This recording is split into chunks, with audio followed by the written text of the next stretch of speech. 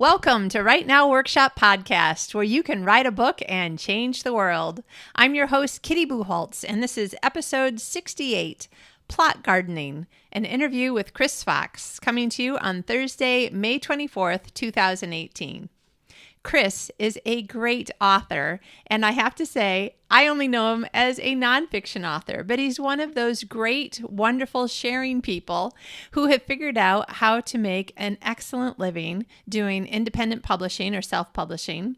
And then he takes everything that he learns and he writes it all down and puts it out there in nonfiction books to help you and I.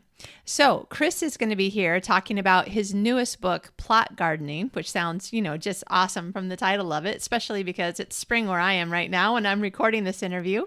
But he also is the author of several other really great nonfiction works on how to improve your novel writing and marketing and that sort of thing, how to make a living as a writer. Those books include Write to Market, which you might have heard talked about on several podcasts.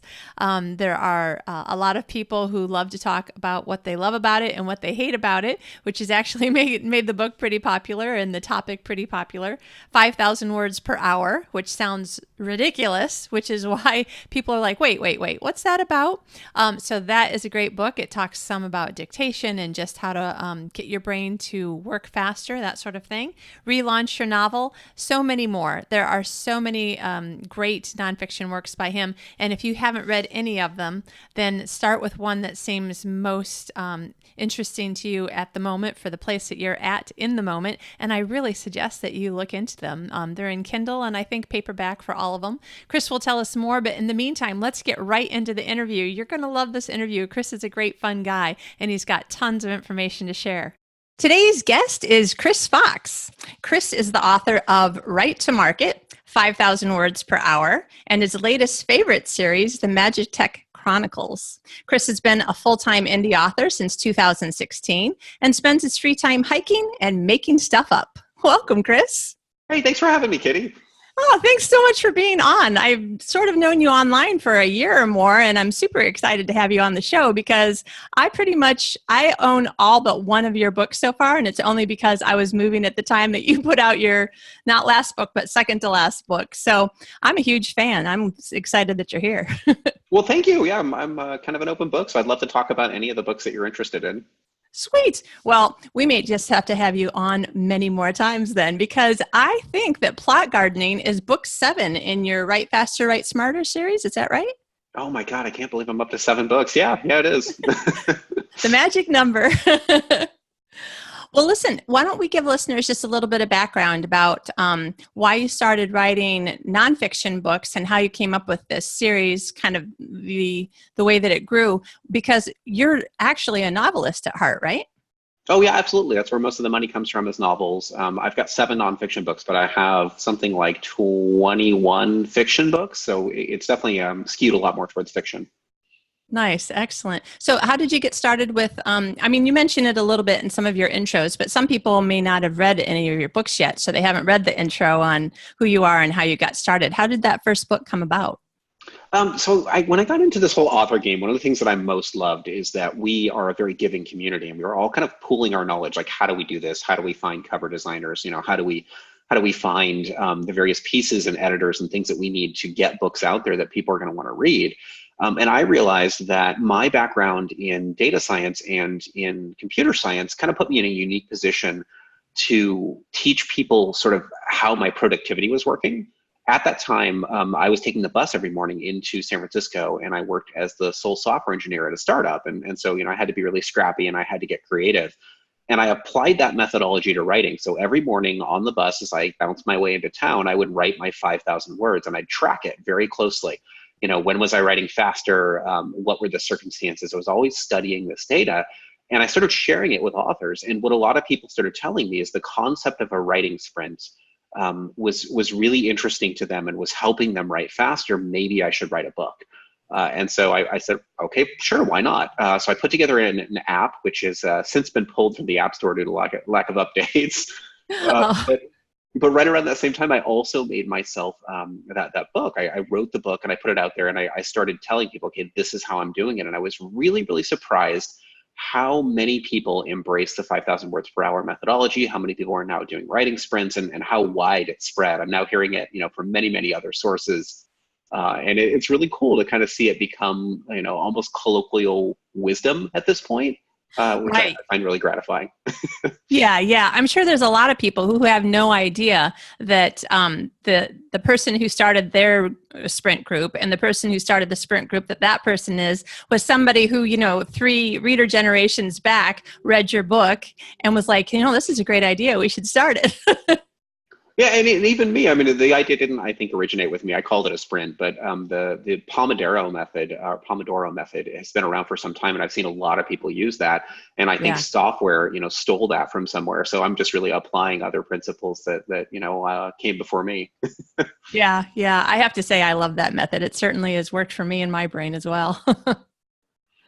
So you wrote the first book, and then did you think, well, I'm just going to share this information I have in my head so that it's out there and I can stop answering emails, but I don't expect to do more? Or did you sort of have in the back of your brain, because if you worked at a startup, you have a little bit of an entrepreneurial personality anyway, right?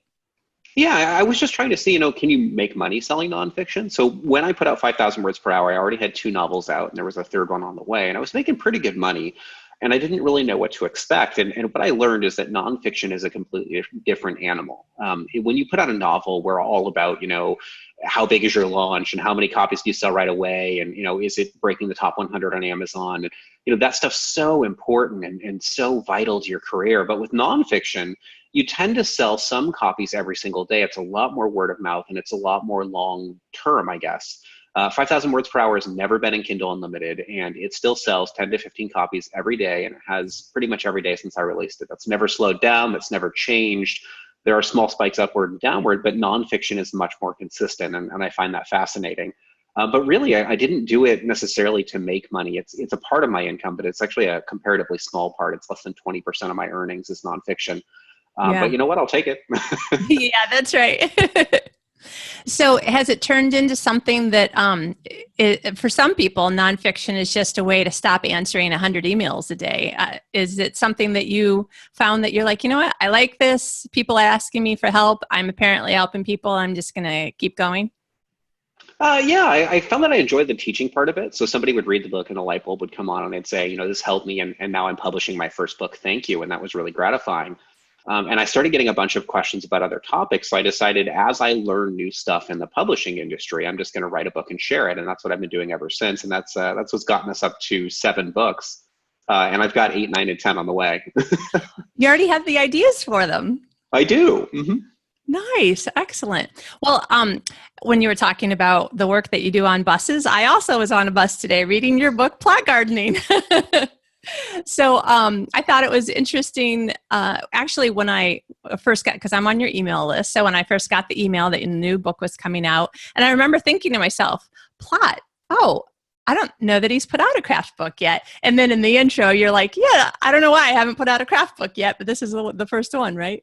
Mm-hmm. Very first one. It's funny because if you look back in 5,000 words per hour, it says in the end of that book that the next book I'd be putting out would be about outlining, and it just never happened because people kept asking about other topics. So plot gardening is my, finally wading into the craft arena. Yeah, so I found that plot gardening was much, much more difficult to write than all of the marketing books, because with marketing books, I can give people experiments that they can try, that they can sort of tailor to their own genre. It's very easy to tell them, try A and then try B and then try C.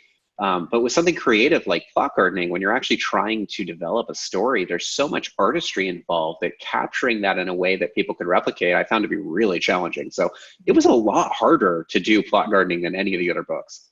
Yeah.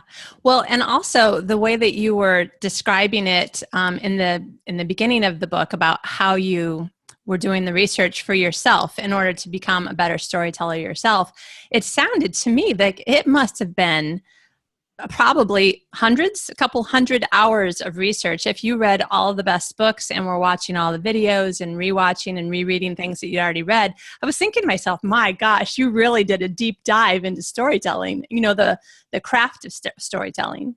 Yeah, I took probably 6 months where, I cut off most communication with the outside world, and I took kind of a page from the book Deep Work, and, was trying to focus on this and sort of really drill down and learn what does story mean. And so I took a course from John Truby and, I read all these books on it and I really immersed myself in story, and I watched all my favorite movies and I reread some of my favorite books. And I think that really helped me to distill down what I think the essence of story is in a way that people can sort of latch on to. Yeah. And then you, if I remember right, you ended up using the tools and stuff that you talk about in the book Plot Gardening for a couple of your novels. And I assume that you probably did that before you wrote the nonfiction book, that you were trying it out. Before and after. So I'm going to be trying more experiments, and I'll probably update the book with the data I get from those. But I didn't really understand that I was, in fact, doing what I've now come to call plot gardening while I was doing it. But it's been sort of a growing part of the last several books. And all of the books in the Magitech Chronicles involve it in some way. And it's part of why I think they're doing so well, and why the fans are so dedicated, as opposed to some of the other series that I have, because there's that rich world building that maybe was absent in, let's say, my Void Wraith series. Right, right. Okay, now you have the way that you do your books. I just love the end of the chapters of, I don't know, all the books, most of the books have exercises, and then you compile all the exercises at the end of the book. I know that's the case for plot gardening as well, right?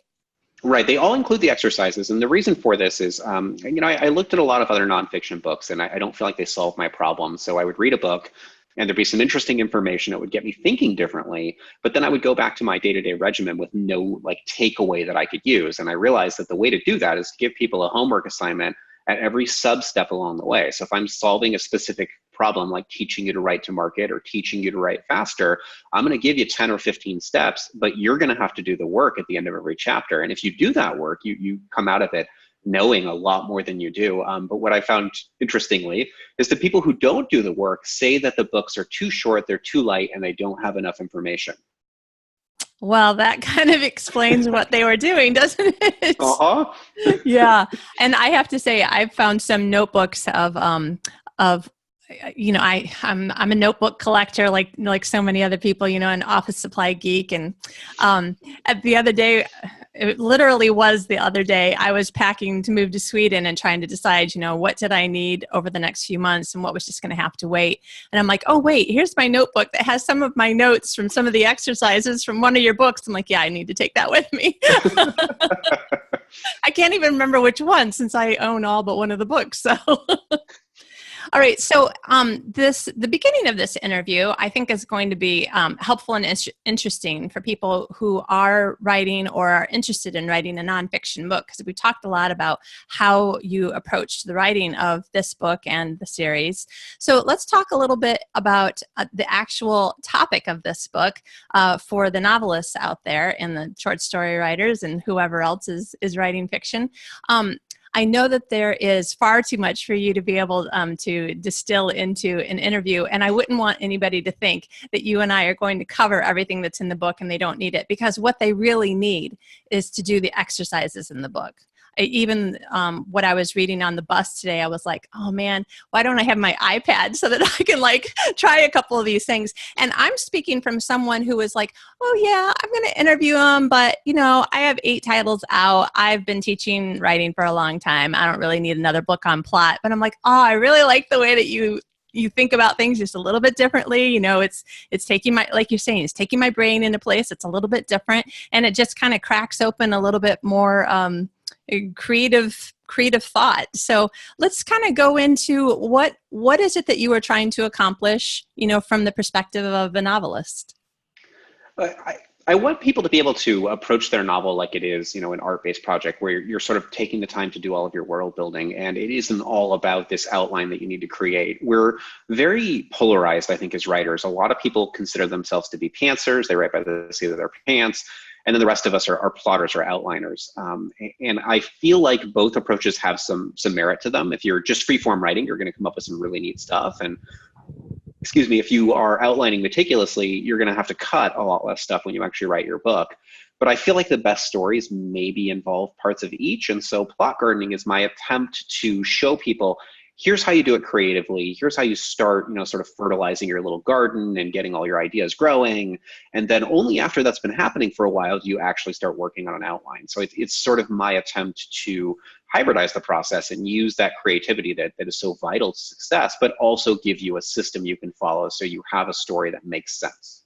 Yeah. Okay, so you said that the Magitech Chronicles, was it book one that you were uh, not realizing exactly, but that you had started realizing later that you had been using these techniques? Can you tell us a little bit more about the writing of it so that listeners can listen to your example and then be able to apply it to what they're working on themselves? Sure. So when I started out with TechMage, I actually made a mistake in this book, and it was one of the core mistakes that helped me to write plot gardening. And that's when I made my protagonist, I gave them amnesia, which, it's a trope that's been used before. It's not necessarily a bad trope, but what it does is it weakens the character's motivation. If the character doesn't know who they are, they don't necessarily know what they want. And so as I was gardening this story, I believe I take a very Joseph Campbell approach that character and story, the plot, are welded firmly together. And how that character develops through the story is going to inform whether or not your story is great and whether or not readers love it. If you completely divorce plot and character development, I think that readers sense that something's lacking. Real people are changed by the experiences that they face in real life. And I wasn't adequately showing that in the first book. And so what I realized is, well, wait a minute, I need to give him a more clear-cut motivation. And let's see what happens when I do. So people love this setting. They love the world building. I've got dragons fighting starships, and there's definitely a very rabid audience interested in that. But when I got into the second book in the series, all of a sudden, my character had goals and motivations, and he had actual feelings that made it onto the page and showed how he felt about his situation and the fact that he had been enslaved and what was going on. And some of that was lacking in the first book. It was mostly Michael Bay style action, especially the first half of the first book. So it was kind of by making that mistake that I learned this big light bulb moment of if I weave the characters, all of the characters, into the plot in the right way, then readers are going to love that stuff. And so I took a big step back and I looked at, well, how do I do that reliably every time I sit down to write a book? How do I make it so that my character is growing and changing through the course of this book, and that people are interested in their struggles? And that is kind of what plot gardening is trying to answer. So there is some stuff in there about character development, character flaws, what makes a good character and how to write them, as well as how do you develop a story that's going to have that person grow and change through the course of the story in a way readers will love. Right. Now, I didn't get all the way through the book yet. Do you talk about, because you're a series writer, so do you talk about how to do it in the context of writing a series as well? Or is it kind of, go ahead. Yeah, I just gave a talk at the Sell More Books Show Summit in Chicago, and the title of that talk was Get Rich or Die Writing. And it was about the concept of a flagship series. And I say flagship because I'm a military science fiction writer, and flagships are a big deal to us. But I've heard signature series. I've heard other terms from other industries, romance especially, where the idea is that you need to write a series that's going to really captivate readers in the long term. So we're talking Harry Potter. We're talking, Game of Thrones if it had an ending. Yeah. We're talking about these series that sort of draw you in, and it's very worthy of our attention. And it can be difficult to pull off, but it's doable if you're sustaining what John Truby would call narrative drive. The example that I used in the talk that I gave in Chicago was, let's say you've got a thriller that you're writing, and your main character is a James Bond clone. In fact, I'm going to call him James Bond since we all know who James Bond is. Let's say that you're writing James Bond, and James Bond gets to stop the bad guy at the end of the first book. That's an okay thriller. Maybe he's disarming a nuclear bomb, and people like that. But in and of itself, it's not enough to sustain interest. It's not going to keep readers turning pages and going to the next book. And what you need are complications. So let's say in the first book, you've got James Bond solving this crime, but his partner is almost as good as he is, but is always playing second fiddle and is not quite as good. Now we get to the beginning of the second book. Maybe this sidekick betrays James Bond, frames him, and now James Bond is on the run. But I still think even that's not enough. You can ramp it up further. So what if, in addition to this circumstance, the villain from the first book is still alive, and the only way for James Bond to clear his name is to find this villain and work with them to clear their name. So now you've got this tension of the former villain working with James Bond, and clearly they're not going to get along. They don't like each other. Why would they even work together? You have that whole thing to play with. And then, of course, you've got this other character who started out as an ally, but is now an enemy. So kind of your goal is to keep shifting those alliances. Allies are becoming enemies are becoming allies, you're introducing new characters, and along the way, every single character is changing and growing. They're becoming different people, they're learning from their mistakes, even if they're small lessons each book, but they're Yeah. kind of moving in a direction where they're becoming a different person. I think one of the best examples of this is the Dresden Files by Jim Butcher. I don't know if you've read that. Oh my gosh. In my mind, I'm thinking of the Dresden Files while you're talking because it's my all-time favorite series. He's my favorite writer. And yeah, I'm a total geek girl about them. Sorry. Calm down, let you talk. Yes. Tell us about the Dresden So think about Files. Harry in the first book. So in the first book, for those who haven't read the series, go check it out. Harry Dresden is a wizard PI. So he lives in Chicago and he's trying to solve supernatural crimes. And at the first, it's very much like a kind of an X-Files Monster of the Week feel, where for the first few books, he's not growing and changing, and we're not seeing a different Harry, and it's just sort of him solving crimes. And this is why so many people have to be convinced to read the series. My friends were after me for years to get me to check this out because I tried the first book and I'm like, just isn't hooking me. But in the fourth book in the series, Harry starts to grow and change. And now there are 16 books, and those of us like Kitty and I that have read all the way through the series, we love Harry. We love seeing his life. We need to know how his story ends. We love Yeah. the person he's becoming. We've seen him learn and grow and change and sacrifice, and we're hooked. I'll pay any price for a Dresden File book when it comes out. If they want $30 for the ebook on release day, I'd probably grumble, but I'd pay it. Yeah, and I would have to agree with you. And I'm one of those people who's like, why would I pay $9.99 for an ebook when I can pay $12.99 for the hardcover? That's just stupid. But for Harry Dresden, yes, I have paid full price for all of them. Okay, so oh, this is so interesting. I love talking about all this stuff. I could talk about writing stuff with writers all day, I think. Me too. So, you have a lot of information that you're kind of, some of it you're outlining, some of it is organically growing as you're writing your books and stuff. And in plot gardening, you have these exercises or questions or assignments at the end of each chapter. And so are you expecting readers of the book to be able to, if they put in the work and put in, the time and the creativity to think things through and take it, not the first thing that they think of probably, but maybe the 4th or the 10th or the 23rd thing that they think of, really pushing it like you said.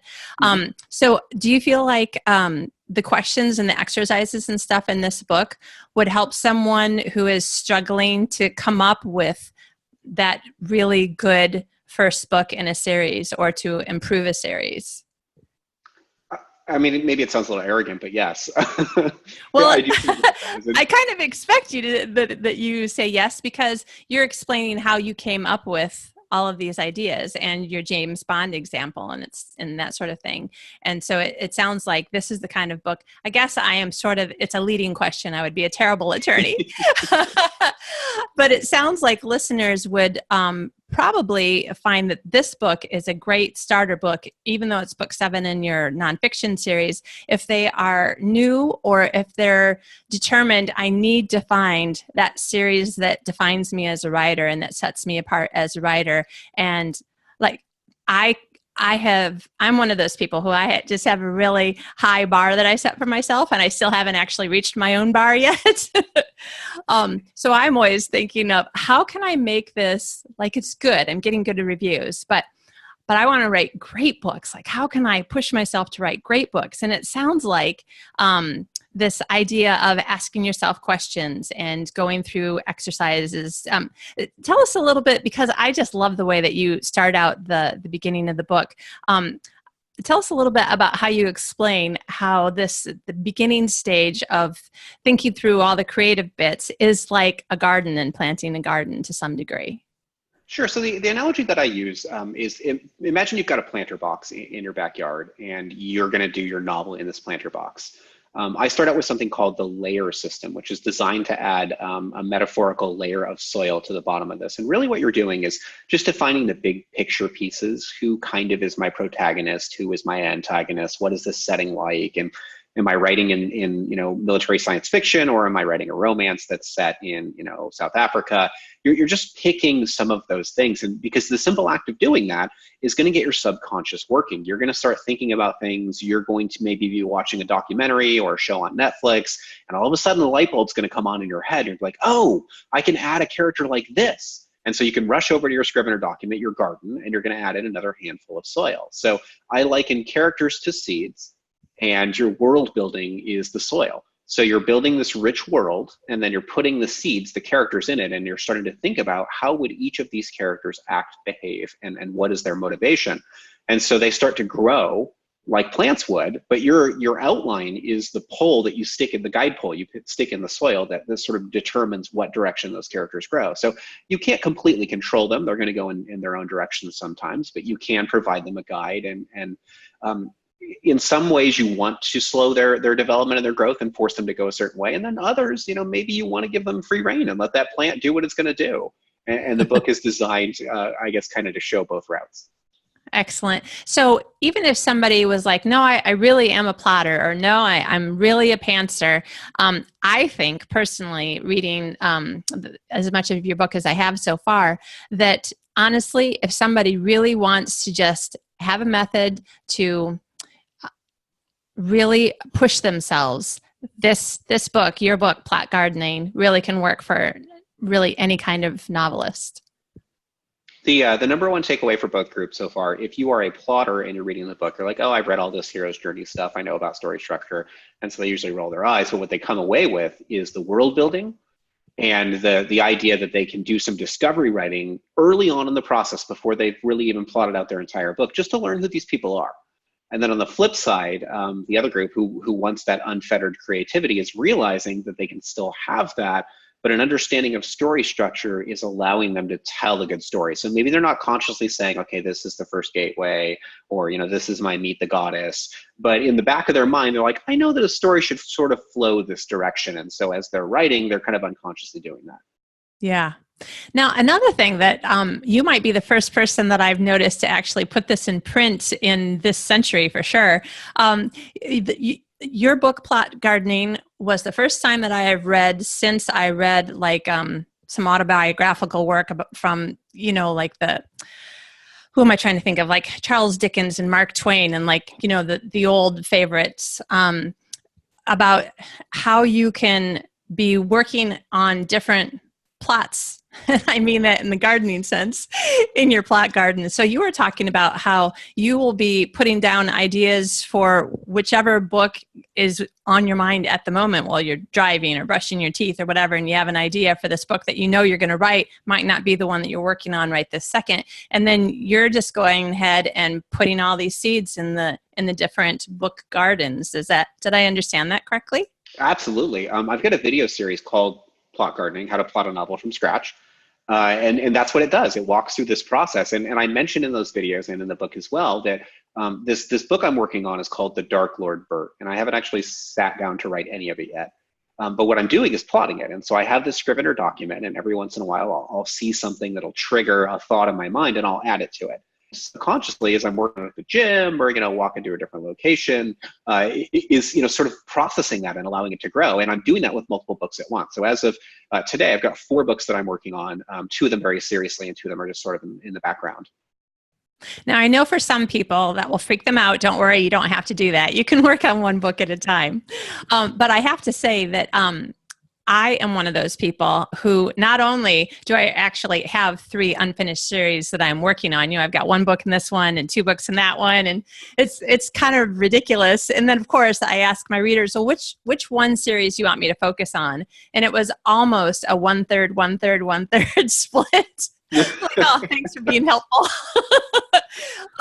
So I have a tendency to be thinking about a lot of different stories at the same time anyway. So, and I would listen to what other people would say. And this is the point that I kind of wanted to make myself, is that I want listeners to really think about, you're giving a lot of great examples, and maybe 97% will work for this listener. Maybe 42% will work for this listener. So if you're a person who writes 1 book at a time, you don't even think about any other books, totally fine. But this is the first time that I felt like somebody was giving me a way to deal with the way my brain already works, which is that sometimes I'm thinking about that book that I started in grad school that I'm determined to finish and I just can't figure out. And then I'll be like, oh my gosh, that's what happens. So-and-so dies. And then blah, blah, blah. I'm like, oh my gosh, it's so brilliant. But that would be like a book 3 event. So I have to figure out what happens in books 1 and 2. I'm not in a place where I'm going to write that series right now, but I feel like it's hard for me to be calm about not losing all these great ideas. And it sounds like this is a way to make you feel like I've got it. All of my ideas, I have a way to put them someplace. Yeah, I for the longest time, I believe that you should only work on one project at once because that's what we're all taught, right? And so what I found is if I'm not opening separate projects and putting a little bit of, here and a little bit there, all of the thoughts that I have that would normally be for these other books get worked into whatever I'm working on. So I'll have a great idea and it should really belong in another series or another book, but it's a great idea, right? So I'm going to try and shoehorn it in to whatever it is that I'm writing. And so That's I found right. that my plots became more cohesive if I allowed myself to at least plan other projects. Like I'm only doing the actual writing on one book at a time, but if you want to think about 4 or 5 other projects, why not? Right, right. Well, and definitely, I think that the way that everybody thinks is so, like we can generalize it a lot through neuroscience, which is totally the coolest science ever in my mind. Love it. But it's still very individual. So as much as I want to encourage people not to get afraid that we're pushing them too hard, I also want other people to feel like, oh my gosh, I have the freedom now to get all the thoughts out of my head. And because sometimes that is how you're, depending on who you are, for me, sometimes that's how I'm choosing which next book I'm going to write. I'm like, oh my gosh, I really do know what this book's about. So this is going to be the next one I write. Yeah, it's about interest level, in my opinion. If I've got 4 projects and one of them is super exciting and I know what the plot is, that's the one I should be working on. Yeah, yeah. Even though I totally understand from a marketing perspective, and I'd love to have you come back on and talk about marketing, that from a marketing perspective, there are a lot of really good reasons to stick to one series until you're at least, a fair way into it before you switch around. There's a reason why Michael Anderle is a 7-figure author and I am a 6-figure author. Michael has written 22 books in the same series, and I've jumped around across 4 series. Right, right. Now, just one more pitch for why I think Plot Gardening, honestly, is going to be a great book for, and you know what, just so that you know, I don't go around pitching people's books all the time. But I have had some guests on that I've already read their books, and I already know they're great. So Lisa Cron's books, I think everybody should buy them all. I mean, there's 2. Wired for Story, check it out. Yeah, that's right. That's the one I'm working on again right now. Reading, that's what I'm trying to say. Okay, so I have to say that even though, again, I didn't really think that I needed a book on plotting, I think Plot Gardening is going to be a great book for just about anybody. If you're new, I really think this is going to be a huge help in getting a step further ahead than other new people. And I think that if you've been around for a while and maybe you feel like me, like I have good books, but I want to write great books, there are a lot of really great both techniques and questions in the end of chapter exercises, which, by the way, I would just want to say again, how much I love that you put all the exercises at the end of the book, because I am a read it all the way through kind of person and then do the exercises at the end. But the exercises, I really think that it's a little bit, how much you put into it is how much you're going to get out of it. But I think it's a great kind of roadmap, or, whatever the analogy is that a person would want to use, to how you can really push yourself and bring more out of what is inside. Like, you are creative enough to write great books. And one of the things that you say in some of your marketing books is, and in fact, I think you said at the beginning of Plot Gardening, it is much easier to market a great story than a good story. Agreed. People are going to promote your work for you if they love it. So if somebody reads the first Harry Potter book, the odds are good with Harry Potter. If your experience was anything like me, somebody recommended that book to you, probably several somebodies, and that's why you picked it up. And that's ultimately what you're looking for, is making those advocates, people who are like, wow, this, Chris Fox books was so good that I need to tell my family about it so they can share in the experience. And then that comes from craft. Yeah. I love it. I'm so glad that you decided to write a craft book. I'm looking forward to the books 8, 9, and 10 that you've got in your Write Faster, Write Smarter series. I'm being very secretive about the topics, but one of them is going to be marketing based. One of them is kind of business based. Authors, I think, need a resource to teach them how to run a business. Yeah. And then the last one, of course, is character based. So there'll be more plot stuff on the way. Awesome. That'll be great. Listen, I know where I can find all of your books because all of yours are on my Kindle. But where can other people find you and all of your books? Best place to find me is my website, chrisfoxwrites.com. You'll find resources like, free spreadsheets to track your writing, articles. I run a YouTube video channel that has videos on everything from plotting to characters to marketing. So basically, my goal is to put together a repository of free info for writers, and all of that is at chrisfoxwrites.com. Awesome. Very good. And the YouTube channel, I think, is youtube.com/Chris Fox Writes. That's correct. Yeah. Can you tell I've been there too? I'm a fan. Yeah, I just passed 20,000 subscribers, which kind of blows me away. And we're about to hit 1 million views. Oh my gosh. Congratulations. Thank you. That's amazing. Now you realize you can't shave now.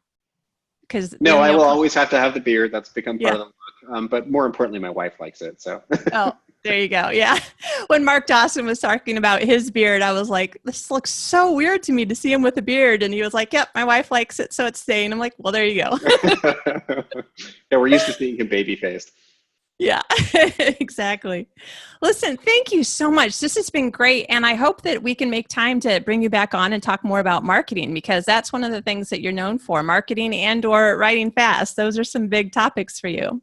Yeah, my battle cry, spoilers for next year, is going to be sustainable marketing, because a lot of the marketing I see happening right now is not sustainable. So that'll be the next big Chris Fox moment where I come out and want to talk about it. Excellent. Well, I'm excited. I thank you so much for coming, and thank you for helping all of the listeners. I'm sure that they all appreciate it as much as I do. Thanks for having me. And if I were to leave you one thing, it's pay it forward, help other authors. Love it. Thanks, Chris. Hey, thanks, Kitty.